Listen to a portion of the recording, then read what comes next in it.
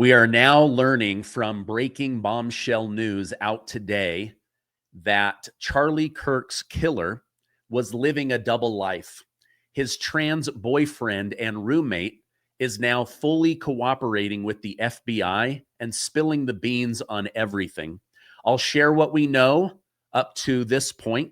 Thank you guys so much for liking and sharing these videos. Please share this with family and friends because there's a lot of misinformation out there, and I want to give you guys the truth.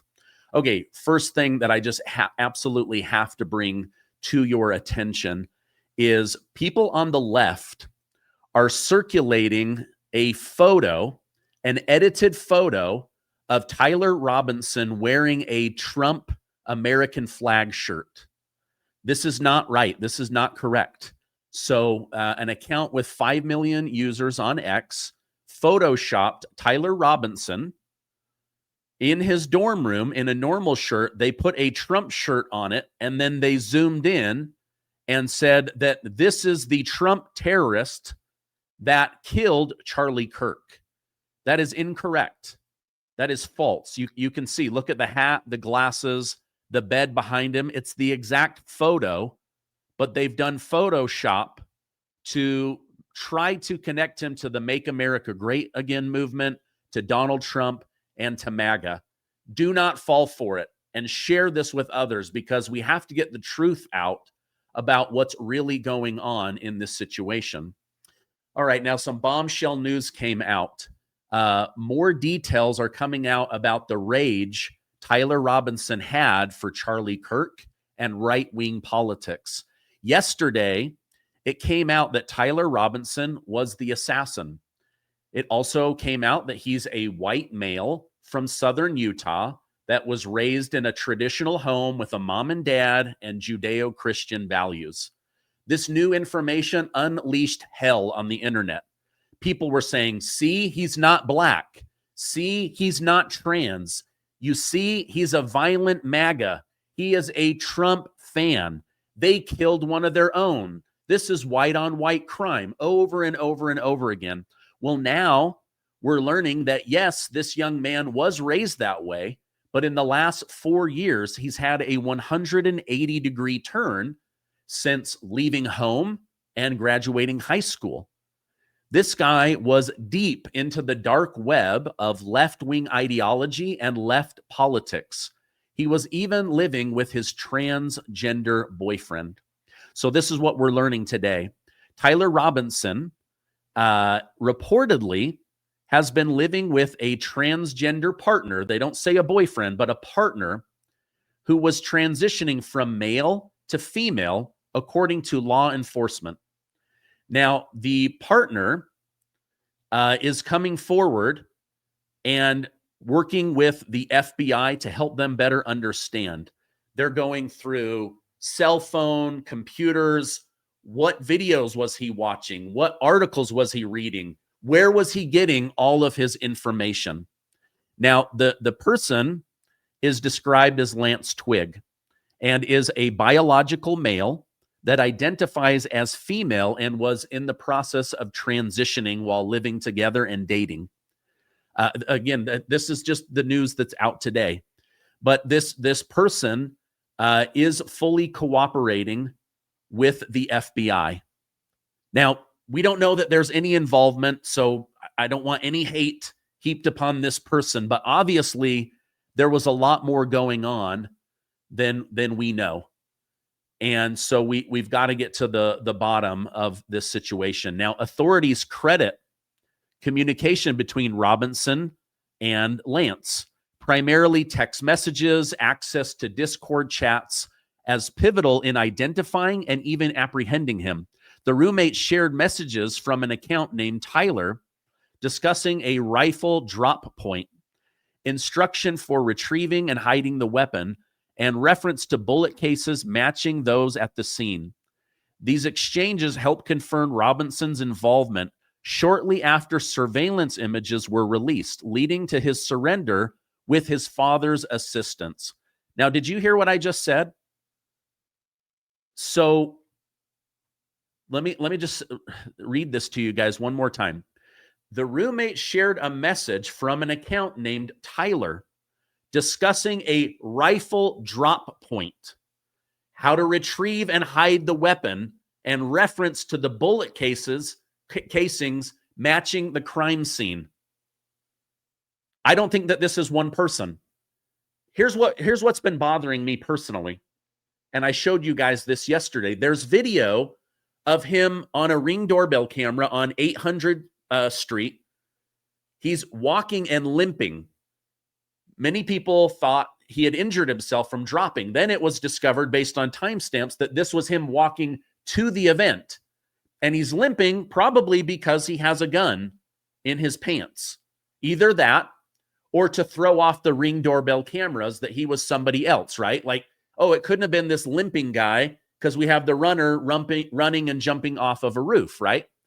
So here's the thing that's mysterious. All of a sudden, everything the FBI is sharing, him walking around, walking up and down the stairs, going up the ladder, jumping off the roof, there's no gun. There's no gun getting to the roof, and there's no gun when he gets off. And magically, they find a gun and unspent bullets in a forested area behind the school.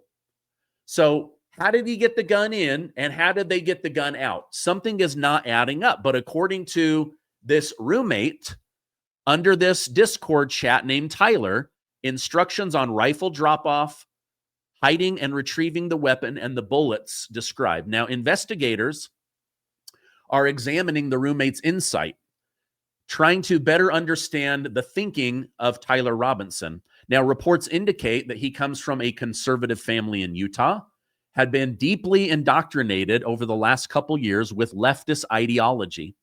This includes far-left content, anti-fascist influence, and possibly transgender-related material, though specifics remain limited.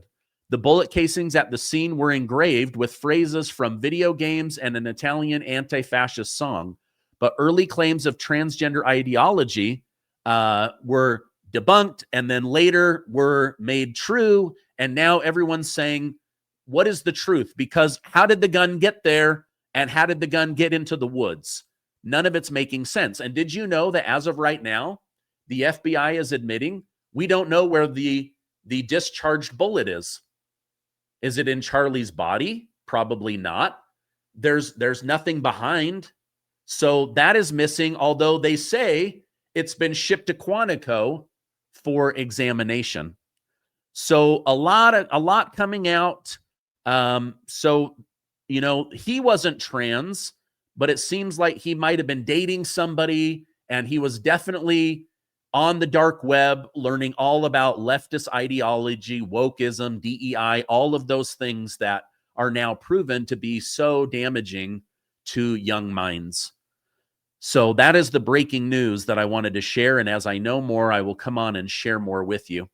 Now, fellow conservative podcaster Benny Johnson, he was on Fox News talking about how angry he is, saying that he is committed more than ever to pushing forward the America First agenda, making sure that Charlie is never forgotten and that the left understands that we will not be intimidated. Let me go ahead and share that with you because it was really great. Who joins us again. Benny, your thoughts on what you just witnessed? You evil, evil bastards. You widowed that beautiful woman. And now those two babies will have to live without their daddy. And why? Why, Jesse? Because you disagreed with someone's political opinions? Because you couldn't handle someone's free speech?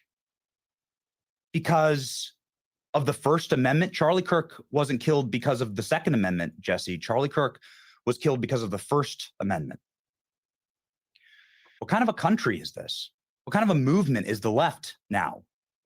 A left that has dehumanized Charlie, has called him a Nazi, has called him a fascist, has called him deplorable. The entire movement dehumanizing. And they paint a target on everyone's back when they do that. But after watching Erica, what's become clear is that it's backfired. that Charlie will become stronger in martyrdom. That's how it works with martyrs. There are vigils worldwide. 17 different nations right now have ongoing vigils for Charlie Kirk. And that Charlie's life is going to carry on in Turning Point USA. This is something that I wanted to tell you, Jesse, because I've known Charlie and worked with him for a very long time. He loved your show and he loved your work. And it was a profound honor for him to come on this program. And you got to witness the same thing that the rest of us got to witness in Charlie's life, which is the hand of God.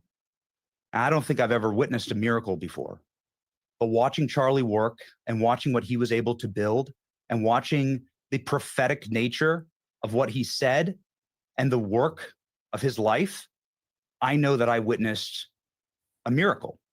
I know that I witnessed the prophetic hand of God working and moving today.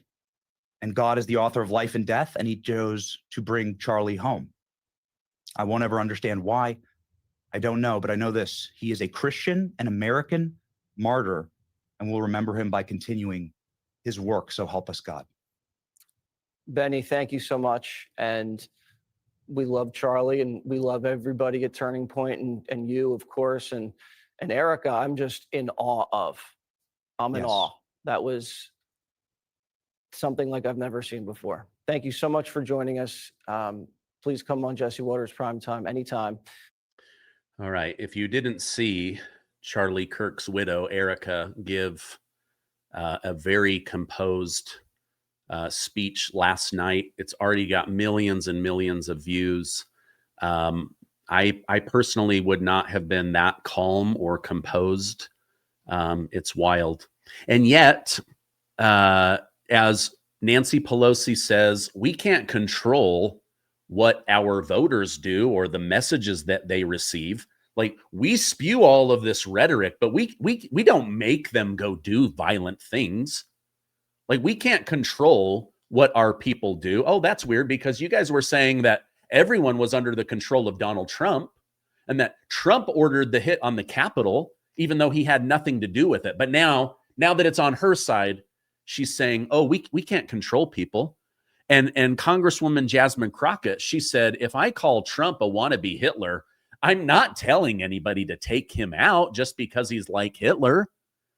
Well, Jasmine Crockett was also on saying that the Democrats have clean hands when it comes to the death of Charlie Kirk.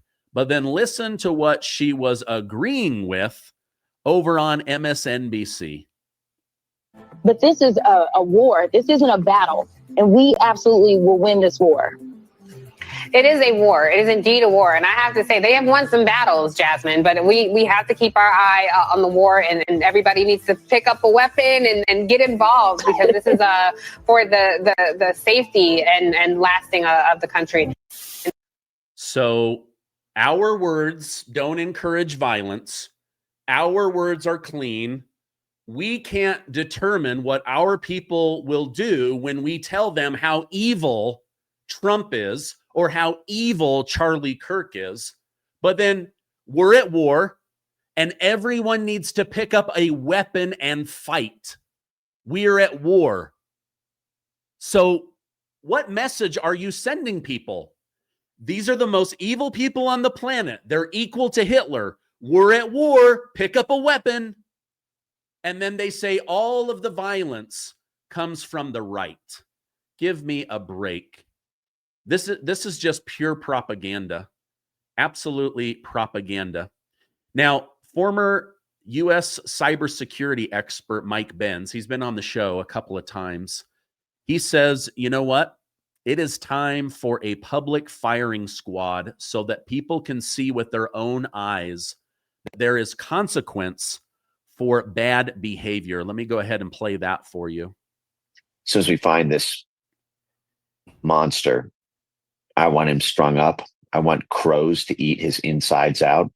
I want it to be publicly televised after a guilty verdict, due process, and administered by the law. But I want the most monstrous, gruesome death that we just had to watch. I want that to be etched into the halls of eternity so that anyone who tries to do anything like this ever again sees what their own insides look like on national television. And their family will have to see it the way Charlie's has had to see his. I think about whoever did this, if they had to stand in a room with Charlie and how Charlie would tower over them, how they wouldn't stand a chance in a fist fight or a verbal fight or anything. And a coward, a pussy. Whoever that is, the most unspeakable things have to be administered by our law enforcement. All right. We now know who it is. We know we're getting more details about how this young man was indoctrinated, his mind, the woke mind virus poisoned his mind. Let me know in the comments, is this too harsh? Is this the exact punishment that we need? I showed you guys Andrew Tate yesterday. He said, if none of you have the courage to do it, I'll certainly be the one to take him out. Let me know what you think. Utah is a death penalty state. It's one of the only states left that has a firing squad. So this may be a situation where, somebody gets the exact same punishment that they inflicted on somebody else. Now, Elon Musk was speaking about freedom. Charlie Kirk over in England, they're holding a huge rally, not only to support Charlie Kirk, but also millions of them showed up saying, it's time to make England great again. Time to kick out all the illegal immigrants and those that are pulling down England. Let me show you exactly what Elon Musk had to say today. And then you see how much violence there's on the left, with our friend Charlie Kirk getting murdered in cold blood this week, and people on the left celebrating it openly. The left is the party of murder and celebrating murder. I mean, let that sink in for a minute. That's who we're dealing with here. That is who we're dealing with. So a lot of people have criticized Elon Musk for saying that the left is the party of violence, the left is the party of murder. But right now, thousands of people have been fired for their horrible, distasteful, grotesque reaction to Charlie Kirk's death. I've maybe never witnessed anything so vile in my life. Watching this young man be gunned down, and then how people reacted to it with laughing and mocking and T-shirts and statues and cartoons and just vile vitriol, calling for Charlie Kirk's widow to be taken out, his children. I mean, just absolutely grotesque. I've never witnessed anything like this in my whole life. And yet, on the other side, you have over in Korea, you have people are literally holding giant vigils for Charlie Kirk.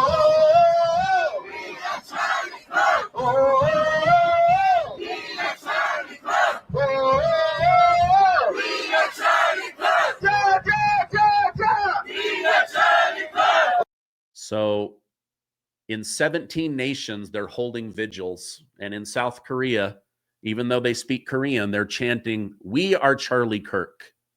So this new call for freedom it's a wake-up call to all of us. All right, that's the information I have. Let me know in the comments, what do you guys think about the death penalty? What do you think about this new revelation of how he has been poisoned by the woke mind virus? His left-leaning ideology after being raised in a conservative household. Now revelation from the transgender partner spilling the beans on the stuff he was watching, reading, his Discord accounts, Telegram, his TikTok, all of that. They're going to be going through all of that.